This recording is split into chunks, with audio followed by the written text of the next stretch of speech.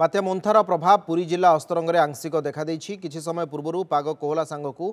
पवन सांगकू झिपझिप वर्षा आरंभ हो मात्र आसुथिबा बात्या को मिलमिशि मुकाबला करने सहित जीरो काजुआलिटी तलिया अंचलवासी स्थानांतर और चाष जमी को जल निष्कासन पर गुरुत्व दी जाए विभागीय अधिकारी और कर्मचारी मानकर कौनसी प्रकार अवहेला बर्दास्त करा अस्तरंग बीडीओ कहते अस्तरंग ब्लॉक रे 2टी रेडक्रॉस और 17टी ओस्डमा तरफ बात्या आश्रयस्थल प्रस्तुत करने सहित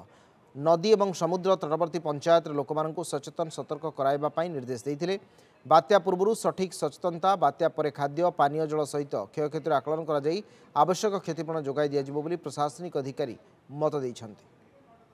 आम ये मीटिंग रे हमर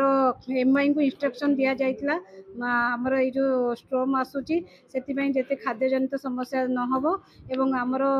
हेल्थ ऑफिसर आस्तिले से मध्य हमर प्रेग्नेंट वुमेन जेति के अछंती से मानकर केमती सुरक्षा दायित्व निया दिबो से संबंधी आमे डिस्कशन करतिले एवं हमर एटी हमर 17टी साइक्लोन सेंटर एवं 2टी हमर रेड क्रॉस तांकर सेक्रेटरी प्रेसिडेंट पीओ जीआरएस ताको प्रस्तुत रखिबे